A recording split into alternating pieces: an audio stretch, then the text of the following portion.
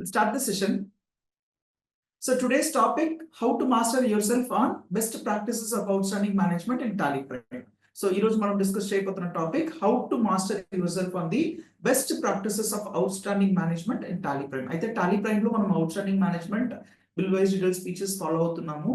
కానీ దాంట్లో ఉన్న బెస్ట్ ప్రాక్టీసెస్ యూజ్ చేసేటప్పుడు we will be managing the outstandings properly. So that is the reason for this today's session.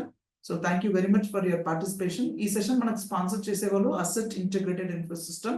They are the number 1 partner in Telangana and Andhra Pradesh for Tally related product like Tally Prime Silver, Tally Prime Gold or Tally Prime Server. You can approach them. Or when you're working on Tally లో మీకు ఏదైనా problem వస్తే feature wise లేదంటే technical గా Tally licence deactivation problem ఏదైనా ఉంటే మీరు asset integrated info system ని కాంటాక్ట్ చేయొచ్చు. వాళ్ళది ఈమెయిల్ వెబ్సైట్ www.assettally.com అనేది you can approach them through the website. So today's topic, how to master yourself on the best practices of outstanding management in Tally Prime. ఈ రోజు మనం discuss చేయబోతున్న topic outstanding management లో ఉన్న best practices గురించి. So ఎందుకంటే టాలీలో మనం outstanding management follow చేసేటప్పుడు దాంట్లో ఉన్న bill wise detail speeches use చేస్తున్నాం. సేల్ ఎంట్రీకి ఒక న్యూ రెఫరెన్స్, దానికి సంబంధించిన రిసిప్ట్స్ వచ్చేటప్పుడు అగైన్స్ రెఫరెన్స్ తో ఆ ఫీచర్ అనేది మనం స్టాప్ చేస్తున్నాం. ఇంకా చాలా అడిషనల్ ఆప్షన్స్ ఉన్నాయి. అది యూజ్ చేసేటప్పుడు అవుట్స్టాండింగ్ ని మీరే ఎఫెక్టివ్ గా మేనేజ్ చేయొచ్చు. సో నా పేరు Manikandan, I'm the chief knowledge officer at asset integrated info system. So ఈ సెషన్ అటెండ్ చేస్తున్న వాళ్ళు జూనియర్ అకౌంటెంట్ అయితే మీకు ఒక స్మాల్ ఇన్స్ట్రక్షన్, అదేంటంటే మీరు ఏదైనా కొత్త ఫీచర్ టాలీలో ఇంప్లిమెంట్ చేసేటప్పుడు టాలీలో ఉన్న డేటాని మీరు బ్యాకప్ చేసుకోండి. బ్యాకప్ డేటా వేరే ఫోల్డర్ లో పెట్టండి.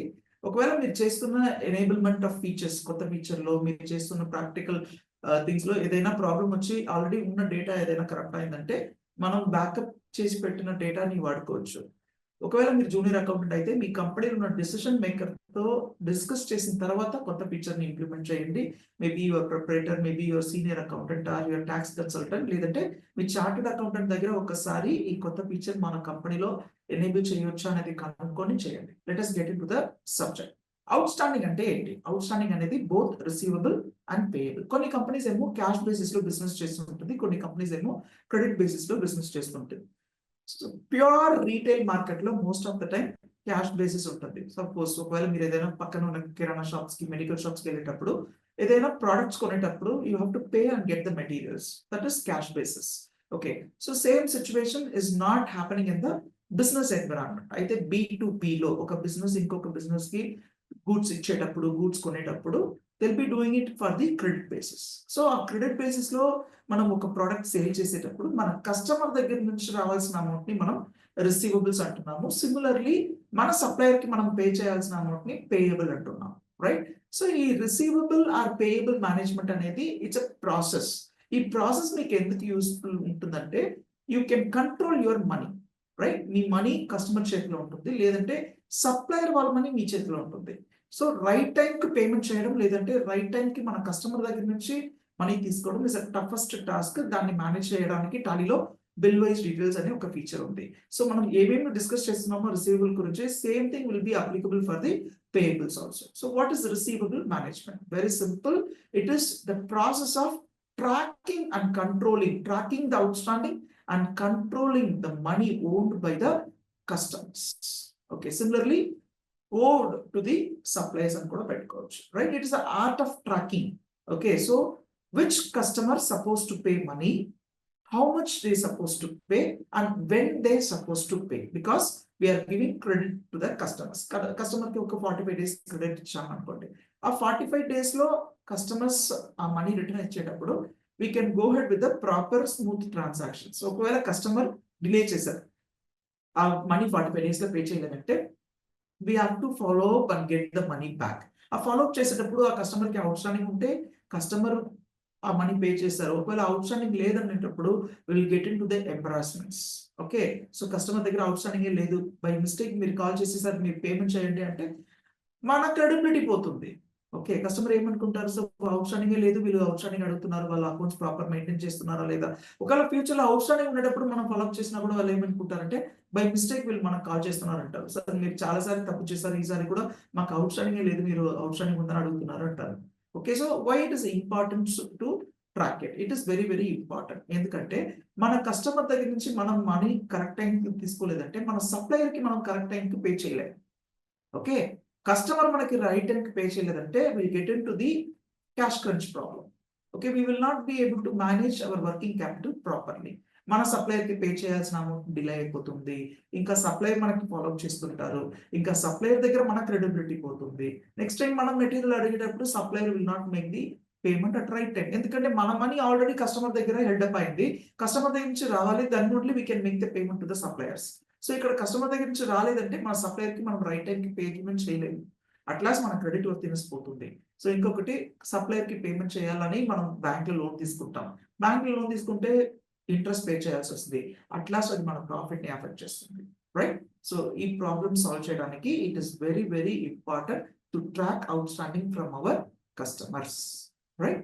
So that is what we are going to discuss today. ఇంకా కస్టమర్ దగ్గర నుంచి మనం కరెక్ట్ టైం కి మనీ తీసుకోవాలంటే receivable management is a important task. ఈ ఇంపార్టెంట్ టాస్క్ లో మనకున్న ప్రాసెస్ లో క్రెడిట్ పాలసీ డిఫైన్ చేయడం, క్రెడిట్ లిమిట్ డిఫైన్ చేయడం, అండ్ ఇన్వాయిస్ కస్టమర్స్ కి ఇచ్చి లెడ్జర్ కన్ఫర్మేషన్స్ చేసుకోవడం ఇస్ వెరీ వెరీ ఇంపార్టెంట్. దాంట్లో ఫస్ట్ పాయింట్ ఏంటంటే credit policies. What is your credit policy? అయితే ఎన్ని రోజులు క్రెడిట్స్ మీరు కస్టమర్స్ కి ఇస్తున్నారు అనేది క్రెడిట్ పాలసీ. ఓకే, సో మీ మేనేజ్మెంట్ లో అది డిపెండ్ చేస్తూ ఉంటారు.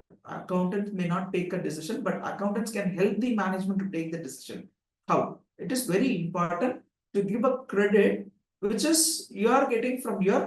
అయితే మీ కస్టమర్స్ కి మీరు క్రెడిట్ ఇచ్చేటప్పుడు మీరు సప్లై దగ్గర నుంచి ఎన్ని డేస్ క్రెడిట్ తీసుకుంటున్నారో దానికైనా తక్కువ పీరియడ్ మీ కస్టమర్స్ కి ఇవ్వాలి. ఫర్ ఎగ్జాంపుల్, నా సప్లయర్ నాకు 30 days క్రెడిట్ ఇస్తున్నారు అనుకోండి. So I cannot give 30 days or more than that to my customer. So what I can give is, I can give less than 30 days to my customer. ఎందుకంటే నా customer దగ్గర నుంచి money రావాలి, దాని తర్వాతనే నేను సప్లయర్ కి పేమెంట్ చేయాల్సి వస్తుంది. So you have to fix your credit policy. Credit policy fix చేయడం అనేది it depends on your customer reputation, it depends on your financial status also. ఒకవేళ మీకు మీ customer relationship is very very important, మీ చేతిలో fund flow ఉందంటే even you can give more credit days also, but it is not advisable. Always you have to give less credit days when compare to the credits which you are receiving from your supplier. Number 2, credit limits. What is the credit limit? Okay, so credit limit ఏంటి? కొత్త customer వస్తున్నారంటే ఆ customer the repayment capacity ఉందా, ఆ customer కి అసలుకి credit ఇవ్వచ్చా, customer కి market లో రెప్యుటేషన్ ఉందా, ఇంతకు ముందు వేరే ఎవరి దగ్గర నుంచి మెటీరియల్ తీసుకుని కరెక్ట్ పేమెంట్ సెటిల్మెంట్ చేశారా లేదా అనేది కనుక్కొని ఆ కస్టమర్స్ కి క్రెడిట్ లిమిట్ కూడా మనం ఫిక్స్ చేయాలి. ఓకే, క్రెడిట్ లిమిట్ ఫిక్స్ చేసుకుంటే ఫ్యూచర్ లో కస్టమర్ ఇంకా ఎక్కువ మెటీరియల్ అడిగేటప్పుడు వీ కెన్ టెల్ దెమ్, మీకు క్రెడిట్ లిమిట్ అనేది ఒక 5 lakhs ఫిక్స్ చేసాము, దాని లోపల క్రెడిట్ తీసుకోండి, ఇంకా ఎక్కువ కావాలంటే మీరు పాత పేమెంట్స్ చేసి ఇంకా మెటీరియల్స్ తీసుకోమని చెప్పొచ్చు. That is credit policy. And finally we prepare invoices and it should be properly communicated to the customers. Most of the time ఏమవుతుందంటే నేను ఇన్వాయిస్ ప్రిపేర్ చేసి కస్టమర్స్ కి పంపించేస్తున్నా, so I'm just leaving it as it is. Customer కి invoice వెళ్ళిందా, customer దాన్ని receive చేసుకున్నాడా, దాన్ని అకౌంట్ చేసుకున్నాడా, దానికి అక్నాలెడ్జ్మెంట్ కూడా మనం కస్టమర్ దగ్గర నుంచి తీసుకోవాలి.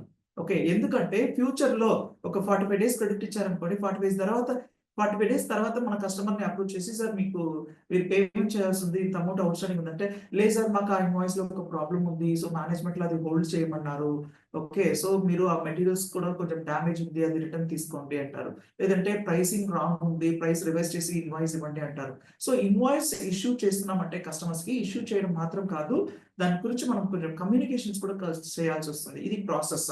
ఇంకొకటి, పీరియాడికలీ లెడ్జర్ స్టేట్మెంట్ మనం కస్టమర్స్ కి ఇచ్చి కన్ఫర్మేషన్ ఆఫ్ స్టేట్మెంట్స్ కూడా మనం తీసుకోవాలి. So receivables and payables, that is outstanding management, is an art. It is a task for every accountant when the business is dealing with the credit business.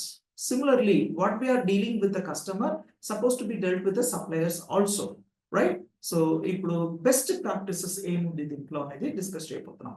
There are 3 points we are going to discuss. Point number 1, defining the credit limit to the suppliers and customers. Customers అయినా suppliers అయినా వాళ్ళకి credit limit ఎంత ఉందనేది define చేయాలి. For example, నేను కొత్త customer తో dealing లో ఉన్నాను, ఆ కస్టమర్ మన దగ్గర అగ్రిమెంట్ చేసుకునేటప్పుడు వాళ్ళకి ఎంత క్రెడిట్ లిమిట్ ఇవ్వాలి, 5 lakhs or 10 lakhs or 15 lakhs or 20 lakhs అనేది కూడా మనం ఫిక్స్ చేసుకోవాలి. This is defining the credit limit.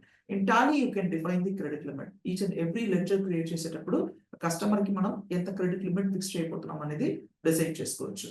దీంట్లో అడ్వాంటేజ్ ఏంటంటే మనం ఫిక్స్ చేసిన క్రెడిట్ లిమిట్ కి పైన సేల్ ఎంట్రీ చేసేటప్పుడు Tally will give a warning. అయితే టాలీ మనకు ఆ ఇన్వాయిస్ ప్రిపేర్ చేసే అవకాశం ఇవ్వదు. ఓకే, మీరు ఏమో ఈ కస్టమర్ కి 5 lakhs క్రెడిట్ లిమిట్ ఫిక్స్ చేశారు. ఈ సేల్ ఎంట్రీ పాస్ చేసేటప్పుడు కస్టమర్ కి క్రెడిట్ లిమిట్ అనేది 5 lakhs కి ఎక్కువ అవుతుంది. So you're not allowed to prepare sales invoice అని ఒక వార్నింగ్ మెసేజ్ ఇస్తుంది. Okay, you cannot prepare the invoice, then you have to talk to the customer and get the money, then only you can issue a fresh invoice. This is point number 1. Number 2, periodical ledger reconciliation. అయితే మనం customer కి invoice prepare చేసి invoice ఇచ్చేది మాత్రం కాదు, first customer దగ్గర నుంచి మనం ఇచ్చిన ఇన్వాయిస్ వాళ్ళ చేతికి వచ్చిందా, అది వాళ్ళు అక్సెప్ట్ చేసుకున్నారా అనేది కూడా ఒక అక్నాలజ్మెంట్ తీసుకోవచ్చు. అది కాకుండా పీరియాడికల్లీ మనం వాళ్ళ దగ్గర నుంచి లెడ్జర్ స్టేట్మెంట్ షేర్ చేసి కన్ఫర్మేషన్ తీసుకొని రికన్సిలేషన్ కూడా చేసుకోవాలి. That is point number 2. And point number 3 is sharing the ledger statements and getting confirmation from the customers. Okay, periodical అంటే ఒక కంపెనీలో 6 months 1 year ఒక పీరియడ్ ఫిక్స్ చేసుకొని కస్టమర్స్ కి as the supplier of material మనం customers కి ledger statement share చేయాలి. This is rule. మన కస్టమర్ కి లెడ్జర్ స్టేట్మెంట్ షేర్ చేయాలంటే ఒక పీరియడ్ క్వార్టర్లీ, హాఫ్ ఇయర్లీ అని ఫిక్స్ చేసుకోవాలి. అయితే ఒక ఫైనాన్షియల్ ఇయర్ కంప్లీట్ అయిన తర్వాత ఐటీ రిటర్న్ ఫైల్ చేసేటప్పుడు ఆడిటర్ అడిగితే అప్పుడు మన కస్టమర్ దగ్గర నుంచి లెడ్జర్ కన్ఫర్మేషన్ తీసుకోవడం కాదు, quarterly once. Okay, April May June లో జరిగిన ట్రాన్సాక్షన్ స్టేట్మెంట్స్ ని ప్రింట్అవుట్ తీసి కస్టమర్స్ కి కమ్యూనికేట్ చేసి వాళ్ళ దగ్గర నుంచి కన్ఫర్మేషన్ కూడా తీసుకోవాలి. మా బుక్స్ ప్రకారం మీకు 1,50,000 అవుట్ స్టాండింగ్ ఉంది, మీ బుక్స్ లో కూడా సేమ్ అవుట్ స్టాండింగ్ ఉందా, కన్ఫర్మేషన్ చెప్పండి. Either they have to give a confirmation by signing that ledger statement or email లో కూడా వాళ్ళు కన్ఫర్మేషన్ ఇవ్వచ్చు. సో ఇలాంటి లెడ్జర్ కన్ఫర్మేషన్ అనేది ఇప్పుడు మనం సేల్ చేస్తున్నాం, వాళ్ళకి మనీ వస్తుంది, అవుట్ స్టాండింగ్ మేనేజ్మెంట్ కి మాత్రం కాదు, ఫ్యూచర్ లో ఒకవేళ కంపెనీకి బ్యాంక్రప్సీ లాంటి సిచ్యువేషన్స్ ఉండేటప్పుడు will be having a proper acknowledgement. అది కాకుండా ఇన్కమ్ ట్యాక్స్ లో ఏదైనా స్క్రూటినీ వచ్చినా కూడా ఇన్కమ్ ట్యాక్స్ వాళ్ళు అడుగుతుంటారు, మీ కస్టమర్స్ దగ్గర నుంచి లెడ్జర్ కన్ఫర్మేషన్ స్టేట్మెంట్ తీసుకుంటే అడుగుతారు. సో అప్పుడు ఈ స్టేట్మెంట్స్ అనేది మీరు కస్టమర్స్ కి షేర్ చేసుకోవచ్చు, right? So let us see how to implement this in Tally Prime. Tally Prime లో అవుట్ స్టాండింగ్ మేనేజ్మెంట్ లో ఉన్న బెస్ట్ ప్రాక్టీసెస్ ని మీకు డెమాన్స్ట్రేట్ చేయడానికి నేను ఇక్కడ అనురాగ్ ఎంటర్ప్రైజెస్ ని ఒక కంపెనీ తీసుకున్నాను. You know very well F11 features లో అడ్వాన్స్డ్ ఫీచర్స్ ఉంటుంది. దాంట్లో బిల్ వైస్ డీటెయిల్స్ అనేది అవుట్ స్టాండింగ్ మేనేజ్మెంట్ సంబంధించిన ఒక ఫీచర్. ఓకే, ఈ ఫీచర్ మీరు ఎనేబుల్ చేశారంటే మీరు క్రియేట్ చేస్తున్న ప్రతి ఒక్క సప్లయర్ అండ్ కస్టమర్ లెడ్జర్. అయితే నేను క్రియేట్ చేస్తున్నది సప్లయర్ ఆర్ కస్టమర్ లెడ్జర్ అనేది ఎలా ఐడెంటిఫై చేస్తారంటే, మీరు లెడ్జర్ క్రియేట్ చేసేటప్పుడు దాన్ని గ్రూపింగ్ చేస్తారు కదా, ఆ గ్రూపింగ్ లో సంట్రీ డేటా లేదంటే సంట్రీ క్రెడిట్ అని పెడుతున్నారంటే it is nothing but your customer or supplier ledger. ఈ లెడ్జర్స్ కి ఆటోమేటిక్ గా మీకు bill wise details, that is maintain balances bill by bill అనే ఒక ఫీచర్ ఎనేబుల్ అయిపోతుంది, రైట్? ఈ ఫీచర్ ఎనేబుల్ అయిందంటే సెకండ్ లైన్ లో ఈ కస్టమర్స్ కి మీరు ఎన్ని రోజు క్రెడిట్స్ ఇవ్వబోతున్నారు, as I said credit policy అనేది మీ మేనేజ్మెంట్ లో డిసిషన్ తీసుకుంటారు. ప్రతి ఒక్క కస్టమర్స్ కానీ ఒక క్రెడిట్ డేట్ ఫిక్స్ చేస్తారు. కొన్ని కంపెనీస్ లో ఏమో customer wise credit days policy ఉంటుంది, కొన్ని కంపెనీలో ఏమో డిఫాల్ట్ వాళ్ళ చార్టెడ్ అకౌంటెంట్ అయినా, వాళ్ళ కాస్ట్ అండ్ మేనేజ్మెంట్ అకౌంటెంట్ అయినా, వాళ్ళకి ఫైనాన్షియల్ అడ్వైజర్స్ అయినా వాళ్ళకి చెప్పి ఉంటారు కదా, లైక్ 30 days ఇవ్వచ్చు, 40 days ఇవ్వచ్చు అని ఒక క్రెడిట్ పాలసీ డిఫైన్ చేస్తుంటారు. సేమ్ క్రెడిట్ డేస్ ని మీరు ఇక్కడ ఫిక్స్ చేసుకోవచ్చు. సో ఇది ఫిక్స్ చేసేటప్పుడు దర్ ఇస్ అ పాసిబిలిటీ ప్రతి ఒక్క సేల్స్ ఎంట్రీ చేసేటప్పుడు మీకు ఆటోమేటిక్ గా అది 30 days నే అలాట్ అయిపోతుంది. ఒకవేళ ఒక పర్టికులర్ సేల్స్ ట్రాన్సాక్షన్ కి మీరు క్రెడిట్ డేస్ పెంచాలంటే, ఒకవేళ అది 45 days ఆర్ 60 days లేదంటే తగ్గించాలంటే 20 days 15 days అని తగ్గించాలంటే కూడా ఆ ఎంట్రీ చేసేటప్పుడు you can do the modifications, right? అది కాకుండా you have one more option called specify credit limit. ఈ ఆప్షన్ ఎక్కడి నుంచి వచ్చిందంటే F12 కాన్ఫిగరేషన్ లో maintain balances bill by bill ఉంది కదా, దానికి థర్డ్ లైన్ లో ప్రొవైడ్ క్రెడిట్ లిమిట్స్ అనే ఆప్షన్ ఉంటుంది. అది ఎనేబుల్ చేసేటప్పుడు మీకు లెడ్జర్ లో ఆటోమేటిక్ గా స్పెసిఫిక్ క్రెడిట్ లిమిట్స్ ఆప్షన్ వచ్చేస్తుంది. నేను ఒక కస్టమర్ కి 6 lakhs క్రెడిట్ ఫిక్స్ చేసుకోవాలంటే 6 lakhs అని ఇక్కడ మెన్షన్ చేయాలి. దీంట్లో అడ్వాంటేజ్ ఏంటంటే ప్రతి సేల్స్ ట్రాన్సాక్షన్ నేను చేసేటప్పుడు ఆ కస్టమర్స్ కి లెడ్జర్ బ్యాలెన్స్, క్లోజింగ్ బ్యాలెన్స్ ఎంత ఉంది, క్రెడిట్ లిమిట్ ఎంత ఉంది అనేది డిస్ప్లే వస్తుంది. అది కాకుండా ఒకవేళ మనం సేల్స్ చేస్తున్న సేల్స్ ట్రాన్సాక్షన్ వల్ల అవుట్ స్టాండింగ్ అమౌంట్ అనేది ఫిక్స్ చేసిన క్రెడిట్ లిమిట్ కి ఎక్కువ అయ్యేటప్పుడు Tally will give a warning message. Warning message అనేది ఆ సేల్స్ ట్రాన్సాక్షన్ ప్రొసీడ్ కాదు, it will stop the sales invoices. అయితే ఇంకా మీరు కస్టమర్ కి సేల్ చేయలేదు, ఆ ప్రాసెస్ అక్కడే స్టాప్ అయిపోతుంది. అప్పుడు మీరు కస్టమర్ కి కాల్ చేసి, సార్ మీకు క్రెడిట్ ఉంది, అవుట్ స్టాండింగ్ ఏమో మోర్ దెన్ 5 lakhs ఉంది, 6 lakhs ఉంది, మేనేజ్మెంట్ లో ఫిక్స్ చేసింది 6 lakhs లిమిట్, మీరు ఇప్పుడు పేమెంట్ చేస్తేనే మీకు నెక్స్ట్ సేల్స్ ఇన్వాయిస్ ప్రాసెస్ అవుతుంది, system will not allow me to enter further transactions అని మీరు కమ్యూనికేట్ చేయొచ్చు. So this is how Tally is going to help you to follow the best practices to manage the outstanding, right? So now I'm going to save this transaction. The ledger creation. Now I'm going to pass some sales transaction for your easy understanding. Now I'll pass the sales transaction on 1st of April, right? ఇప్పుడు నేను ఈ customer కి sale entry చేస్తున్నాను. ఈ sales ఎంట్రీలో ఒక 200 numbers of computers shares నేను sale చేసినట్టు entry చేస్తున్నాను. ఇప్పుడు ఈ కస్టమర్ కి 3 lakhs రూపీస్ కి నేను సేల్ చేస్తాను. సో ఇప్పుడు చూడండి, సేల్ ఎంట్రీ చేసేటప్పుడు usually when we're selecting the customer ledger కింద కరెంట్ బ్యాలెన్స్ వస్తుంది. ఇప్పుడు దాని పక్కనే క్రెడిట్ లిమిట్ కూడా వస్తుంది. నేను ఇప్పుడు ఈ కస్టమర్ కి సేల్ ఎంట్రీ చేసేటప్పుడు I should enter the sales invoice for less than 6 lakhs. నేను ఈ ట్రాన్సాక్షన్ లో జస్ట్ 3 lakhs కి బిల్ న్యూ రెఫరెన్స్ సెలెక్ట్ చేసుకొని bill number 4 30 days credit limit పెట్టి 3 lakhs అని సేవ్ చేస్తున్నాం. ఆ 30 lakhs క్రెడిట్ లిమిట్ అనేది కూడా ఆటోమేటిక్ గా వచ్చింది. Okay, so now it has come automatically. నేను ఈ ట్రాన్సాక్షన్ డేట్ చేంజ్ చేస్తున్నా, 1/4/2025 చేస్తున్నా. ఇప్పుడు చూడండి 30 days అంటే 1st of May రోజు ఆ కస్టమర్ నాకు ఆ మనీ పేమెంట్ చేయాలనేది కూడా కన్ఫర్మ్ అయిపోతుంది. ఇది పాయింట్ నెంబర్ 1. ఓకే, నేను ఇప్పుడు సేల్ ఎంట్రీ సేవ్ చేస్తున్నా. Number 2, again one more time I'm selling the goods to my customer.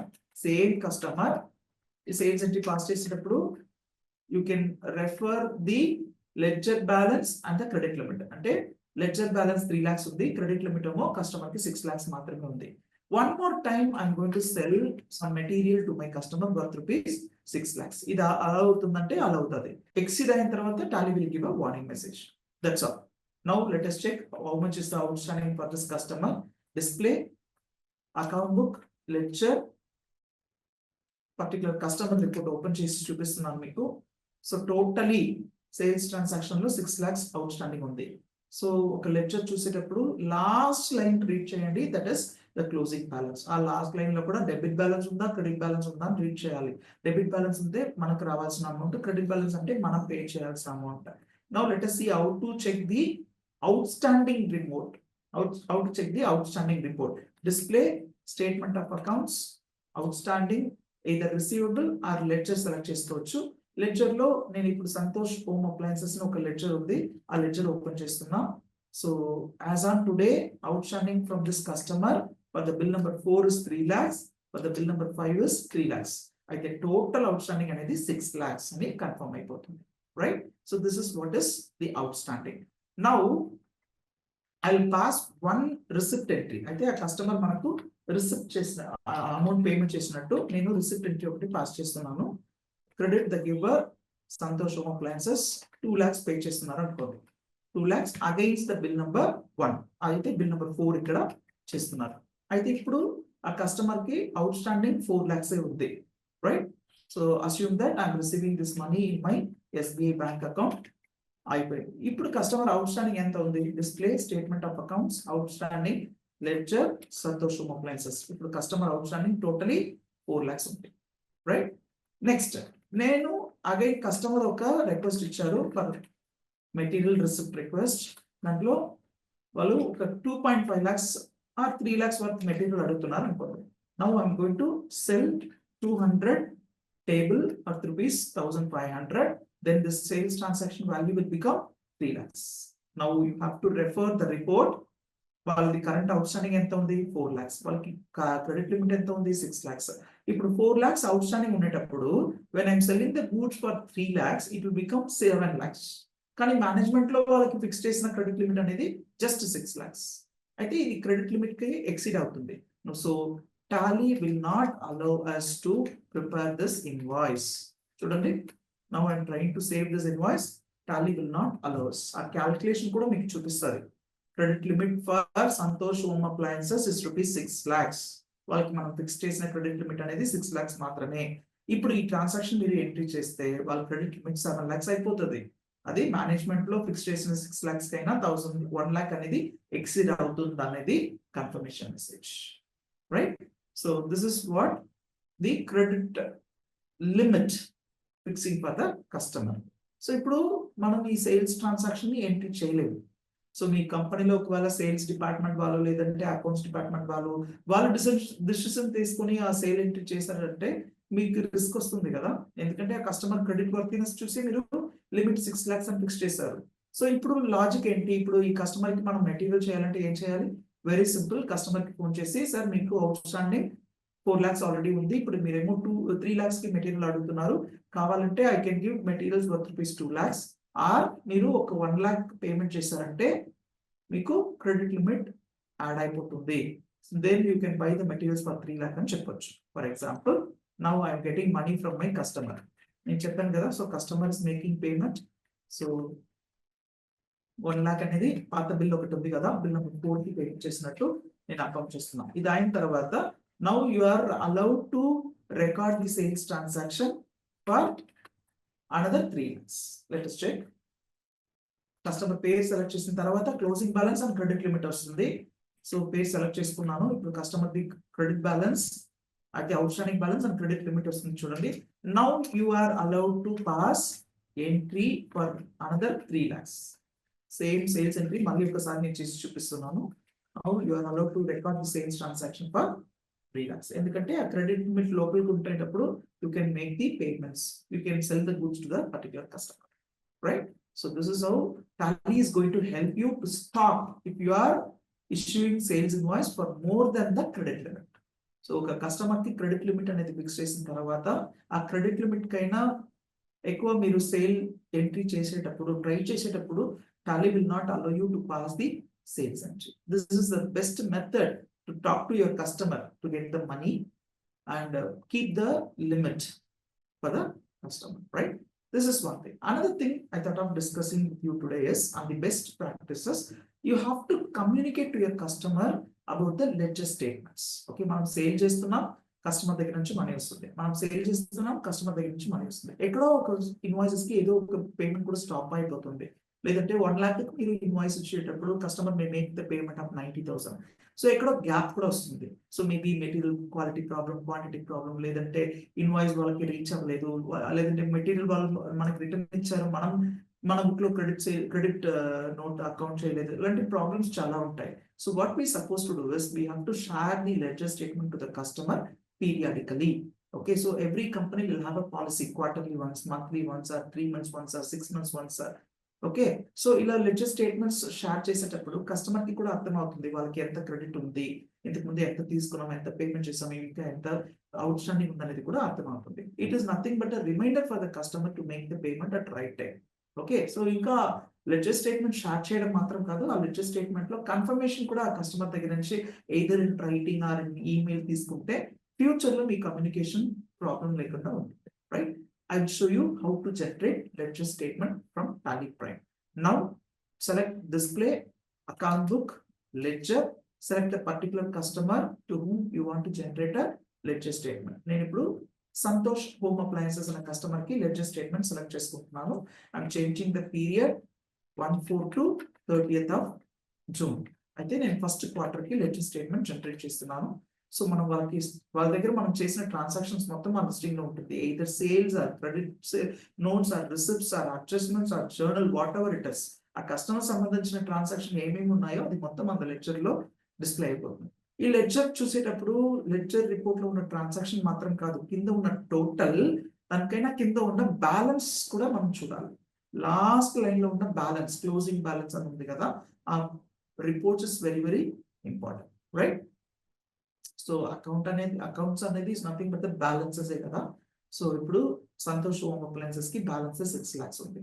ఈ లెడ్జర్ స్టేట్మెంట్ నేను కస్టమర్ కి షేర్ చేయాలంటే there are multiple ways.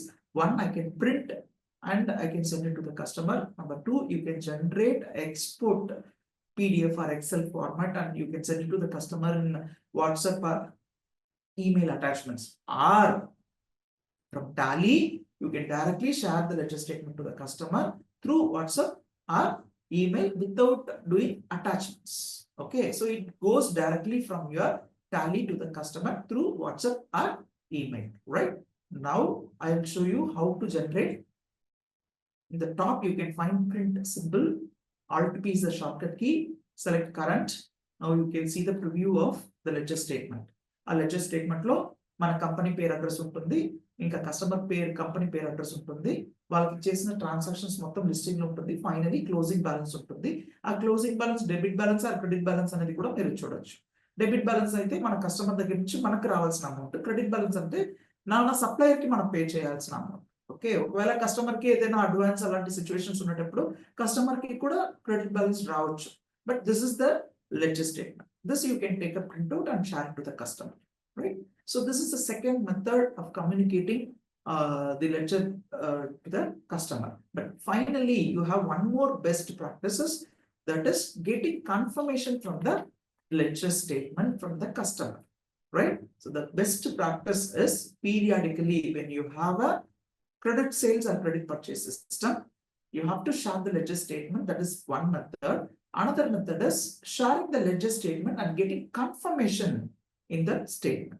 Okay, నేను ఒక లెడ్జర్ స్టేట్మెంట్ కస్టమర్ కి షేర్ చేస్తున్నాను, అంతే అయిపోయింది నా పని అని వదిలేస్తే ఆ కస్టమర్ ఆ లెడ్జర్ స్టేట్మెంట్ చూసాడా లేదా, మన బుక్స్ లో ఉన్న ఫిగర్స్ వాళ్ళ బుక్స్ లో ఉన్న ఫిగర్స్ మ్యాచ్ అవుతున్నాయా, వాళ్ళకి ఏదైనా డిఫరెన్సెస్ చూపిస్తుందా వాళ్ళ బుక్ లో అనేది కూడా వాళ్ళు అర్థం చేసుకోవాలి. So just sharing the ledger statement will not help you. You have to get the ledger confirmation statement. టాలీలో లెడ్జర్ కన్ఫర్మేషన్ స్టేట్మెంట్ అనేది బై డిఫాల్ట్ లెడ్జర్ స్టేట్మెంట్ ద్వారా మనం జనరేట్ చేసుకోవచ్చు. Display statement of accounts outstanding or display statement account book, ledger, select the ledger, choose the period. Now you have an option to take a print. Print చేసేటప్పుడు configuration లో first information that is report type ఉంటుంది. ఆ report type లో ledger accounts అనేది default ఉంటుంది. దాన్ని enter చేసేటప్పుడు లోపల కన్ఫర్మేషన్ ఆఫ్ అకౌంట్స్ అని ఉంటుంది. ఈ కన్ఫర్మేషన్ ఆఫ్ అకౌంట్స్ సెలెక్ట్ చేసుకుని కంట్రోల్ చేస్తే you can see the preview. You can see the preview. So ఈ ప్రివ్యూలో this is the ledger confirmation statement. ఇంతకు ముందు మనం చూస్తే లెడ్జర్ స్టేట్మెంట్, ఇది లెడ్జర్ కన్ఫర్మేషన్ స్టేట్మెంట్. ఈ లెడ్జర్ కన్ఫర్మేషన్ స్టేట్మెంట్ లో యాజ్ ఇట్ ఇస్ మీ కంపెనీ పేరు, కస్టమర్ పేరు, అడ్రస్, ఫుల్ ఇన్ఫర్మేషన్ ఉంటుంది. అది కాకుండా మీరు జనరేట్ చేసిన డేట్, జనరేట్ చేసిన పీరియడ్, ఇంకా వాళ్ళకి మీరు చేసిన సేల్స్ ట్రాన్సాక్షన్, వాళ్ళు మనకు చేసిన పేమెంట్స్ దట్ ఈస్ రిసిప్ట్స్, మన బుక్ లో రిసిప్ట్స్, కింద ఏమో నెట్ డిఫరెన్స్ ఎంత, క్లోజింగ్ బ్యాలెన్స్ వాళ్ళ దగ్గర నుంచి మనకు రావాల్సిన అమౌంట్ ఎంత అనేది కూడా డిస్ప్లే అవుతుంది. అది కాకుండా ఒక స్టేట్మెంట్ ఉంటుంది. So that is the main difference between ledgers and the confirmation statements. Confirmation statements ఏమో ఒక స్టేట్మెంట్ అయితే మా బుక్స్ ప్రకారం మీ సేల్స్, మీకు చేసిన సేల్స్, మీ దగ్గర నుంచి వచ్చిన అమౌంట్ మేము అకౌంట్ చేసేది, క్లోజింగ్ బ్యాలెన్స్ మొత్తం ఈ పీరియడ్ ఉంది. ఈ స్టేట్మెంట్ కరెక్ట్ అయితే మీరు 3 కాపీస్ ప్రింట్అవుట్ చేసి మీ పాన్ నెంబర్ అటాచ్ చేసి దాంట్లో సిగ్నేచర్ చేసి మాకు రిటర్న్ చేయండి, ఓకే అని ఒక స్టేట్మెంట్ ఉంటుంది. ఈ స్టేట్మెంట్ ని మనం కస్టమైజ్ చేసుకోవచ్చు. టాలీలో ఉన్న ఇన్బిల్డ్ ఆప్షన్ ఇది. ఈ స్టేట్మెంట్ ని కస్టమైజ్ చేయాలంటే కస్టమైజ్ చేసుకోవచ్చు. అయితే దీంట్లో మెన్షన్ చేసిన 3 కాపీస్ ని ఒక కాపీ, లేదంటే ఐటీ పర్మనెంట్ అకౌంట్ నెంబర్ ని, పాన్ నెంబర్ ని మెన్షన్ చేసుకోవచ్చు. లేదంటే 15 days అనేది with in a week, 2 months, with in 3 months లో రిటర్న్ చేయండి అని కూడా కస్టమైజ్ చేసుకోవచ్చు, right? So this is what is confirmation of accounts. ఈ కన్ఫర్మేషన్ ఆఫ్ అకౌంట్స్ మనం తీసుకుంటే ఫ్యూచర్ లో ఈ కస్టమర్ లేదు, నేను ఆ అమౌంట్ తప్పు చేశాను, అయితే ఆల్రెడీ నేను చేశాను, మీ బుక్స్ ప్రకారం తక్కువ ఉంది, ఎక్కువ ఉంది అని ఏదో ఒక కాన్వర్సేషన్ వచ్చేటప్పుడు కూడా we can show this as a proof. అందుకే నేను ఆల్రెడీ మీకు లెడ్జర్ స్టేట్మెంట్ పంపించి కన్ఫర్మేషన్ ఆఫ్ అకౌంట్స్ కూడా మీ దగ్గర నుంచి తీసుకున్నానని దీన్ని ఒక ప్రూఫ్ చెప్పొచ్చు. కొన్ని కంపెనీస్ లో జరుగుతుంది, సార్ లేదు నేను ఇప్పుడు కొత్తగా వచ్చిన అకౌంట్ అంటే, లేదు మీ బుక్స్ ప్రకారం వేరే ఉంది, మా బుక్స్ ప్రకారం వేరే ఉంది అంటే, లేదు మేము ఆల్రెడీ మీకు లెడ్జర్ స్టేట్మెంట్ పంపించి మీ దగ్గర నుంచి డీటెయిల్స్ తీసుకున్నామని మనం ఈ కాపీని మనకి చూపించి we can do the reconciliation, right? So reconciliation అనేది చాలా మంది బ్యాంక్ రికన్సిలేషన్ తో ఆగిపోతున్నారు. బ్యాంక్ లో రికన్సిలేషన్ ఎందుకు చేస్తున్నామంటే మన బుక్స్ ప్రకారం ట్రాన్సాక్షన్స్ ఏమున్నాయి, ఆ ట్రాన్సాక్షన్ సేమ్ బ్యాంక్ స్టేట్మెంట్ లో కూడా రిఫ్లెక్ట్ అయిందని చూసుకోవచ్చు. ఓకే, మనం చేసిన ట్రాన్సాక్షన్ బ్యాంక్ లో ఎఫెక్ట్ అయిందా, లేదంటే బ్యాంక్ లో వచ్చిన ట్రాన్సాక్షన్ మన బుక్స్ లో ఉందా, లేదంటే అది ఎందుకు లేదు, ఎవరి దగ్గర మిస్టేక్ ఉంది, ఎవరు మిస్ చేసాం ఆ ఎంట్రీ చూసి యాక్చువల్ గా ఆ ఎంట్రీ ట్రాన్సాక్షన్ వచ్చినట్టు జరిగిందా లేదా అనేది కూడా కన్ఫర్మేషన్ చేసుకోవచ్చు. డిఫరెన్స్ ఉండేటప్పుడు ఆ డిఫరెన్స్ ని కూడా మనం కరెక్షన్ చేసుకోవచ్చు. That is what is bank reconciliation. Similarly, when we are dealing with the customers and suppliers on a credit basis, మన లెడ్జర్ స్టేట్మెంట్ ని కస్టమర్స్ కి పంపించి వాళ్ళ దగ్గర ఈ బుక్స్, మా బుక్స్ లో ఈ ట్రాన్సాక్షన్స్ ఉంది, మీ బుక్స్ లో ఈ ట్రాన్సాక్షన్స్ ఉందని చూసుకోండి, ఇంకా మా బుక్స్ లో ఇంత బ్యాలెన్స్ అవుట్స్టాండింగ్ ఉంది, బుక్స్ ప్రకారం కూడా అవుట్స్టాండింగ్ ఇంత ఉందా అనేది కూడా మనం కన్ఫర్మేషన్ తీసుకోవచ్చు. సో బ్యాంక్ రికన్సిలేషన్ ఎలా చేస్తున్నామో సిమిలర్ ప్యాటర్న్ లో మనం కస్టమర్ అండ్ సప్లయర్ రికన్సిలేషన్ కూడా చేయాలి. దానికి ఈ బెస్ట్ ప్రాక్టీసెస్ మీకు ఫాలో అవుతుంది, right? Supplier as a supplier మనమే మన కస్టమర్స్ కి లెడ్జర్ స్టేట్మెంట్స్ షేర్ చేయాలి. ఇది ఒక thumb rule. Okay, as a seller మన కస్టమర్స్ కి మన లెడ్జర్ స్టేట్మెంట్స్ ని షేర్ చేసి వాళ్ళ దగ్గర రికన్సిలేషన్ చేసుకోమని వాళ్ళకి అవకాశం ఇచ్చి కన్ఫర్మేషన్ తీసుకోవాలి. సిమిలర్లీ మన సప్లయర్ దగ్గర నుంచి మన లెడ్జర్ స్టేట్మెంట్ మనం తీసుకోవాలి. ఓకే, ఒకవేళ మన సప్లయర్ ఇవ్వలేదంటే కూడా రివర్స్ లో మనం కూడా పంపించవచ్చు. That's not a problem. But rule ప్రకారం ప్రతి seller should share the ledger statement to the customer and get the confirmation. Right, ఇది మన ఇంటర్నల్ రికార్డ్ క్వశ్చన్ మాత్రం కాదు, ఫ్యూచర్ లో ఇన్కమ్ ట్యాక్స్ స్క్రూటినీస్ ఉండేటప్పుడు కూడా మీ కస్టమర్ దగ్గర నుంచి లెడ్జర్ కన్ఫర్మేషన్ తీసివ్వండి అని అడుగుతుంటారు ఇన్కమ్ ట్యాక్స్ వాళ్ళు. అది కాకుండా వేరే ఏదైనా బ్యాంక్రప్సీ సిచ్యువేషన్స్ వచ్చేటప్పుడు మీ కస్టమర్ దగ్గర నుంచి రావాల్సిన అమౌంట్ ఇంత ఉందనేది మీ చేతిలో ఇలాంటి కన్ఫర్మేషన్ ఉండేటప్పుడు గ్యారంటీగా ఈ మనీ మీ చేతికి వస్తుంది. Right, to discuss about the best practices on the outstanding management. Point number 1, defining the credit limit to the supplier or customer. Customers కి సప్లయర్స్ కి ఒక క్రెడిట్ లిమిట్ ఫిక్స్ చేయడం. దీంట్లో వెరీ ఇంపార్టెంట్లీ మన customers కి మనం credit limit fix చేసి ఆ కస్టమర్ కి క్రెడిట్ వర్తినెస్, ఆ కస్టమర్ ది రీపేమెంట్ కెపాసిటీ, వాళ్ళ బిజినెస్ సైజ్ చూసి మనం క్రెడిట్ లిమిట్ ఫిక్స్ చేయాలి.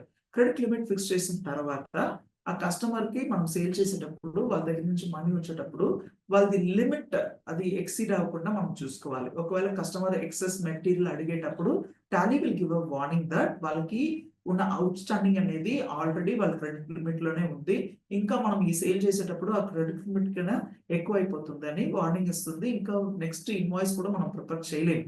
So that is the best method to stop invoicing above the credit limit. Number 2, periodical ledger reconciliation చేయాలి. Okay, quarterly, half yearly, annual అని ఒక period fix చేసుకొని customers అందరికీ ledger statement పంపించి వాళ్ళ దగ్గర నుంచి కన్ఫర్మేషన్ కూడా తీసుకోవాలి. దెన్ ఓన్లీ మీ మనీ గ్యారంటీగా మీకు వస్తుంది. Right, so asset integrated info system, that is the 5-star Tally partner in Hyderabad is supporting on the customizing your Tally invoices and Tally reports. For example, in Tally we have very wonderful professional invoice, but however మీకు invoice ఏదైనా customise చేయాలంటే, for example ఈ sample invoice చూడండి, invoice top లో ఏమో office పేరు, address మొత్తం ఉంది. ఓకే, ఇంకా కలర్ ప్యాటర్న్ వాళ్ళ కంపెనీ లోగోతో ఉంది. సో ఇంకా వాళ్ళు డీల్ చేస్తున్న ప్రోడక్ట్ కూడా ఇమేజ్ లో ఉంది. ఇన్వాయిసెస్ లో కూడా ఫీల్డ్స్ చేంజ్ అయింది చూడండి. అది కాకుండా ఇన్వాయిస్ బాటమ్ లో కంపెనీ పేరు, సీల్, సిగ్నేచర్ మొత్తం ఉంది. సో ఇదన్నీ మనం కస్టమైజ్ చేసుకోవచ్చు. డిఫాల్ట్ మనం టాలీలో ఇన్వాయిస్ ప్రింట్అవుట్ చేసేటప్పుడు ప్రింట్అవుట్ లోనే మనకి సీల్ అండ్ సిగ్నేచర్ కూడా వచ్చేస్తుంది. రైట్, ఇంకా కొన్ని కంపెనీస్ ఇప్పుడేమో procedures printing of invoices stop చేశారు. ఏం చేస్తున్నారంటే టాలీ నుంచి ఇన్వాయిస్ జనరేట్ చేసి డైరెక్ట్ గా ఆ సేల్ ఎంట్రీ సేవ్ చేసేటప్పుడు డైరెక్ట్ గా కస్టమర్ కే ఈమెయిల్ లేదంటే వాట్సాప్ లో ఇన్వాయిస్ వెళ్ళినట్టు కాన్ఫిగర్ చేసుకుంటున్నారు. వాళ్ళకి సీల్ అండ్ సిగ్నేచర్ అనేది చాలా యూస్ఫుల్ గా ఉంటుంది.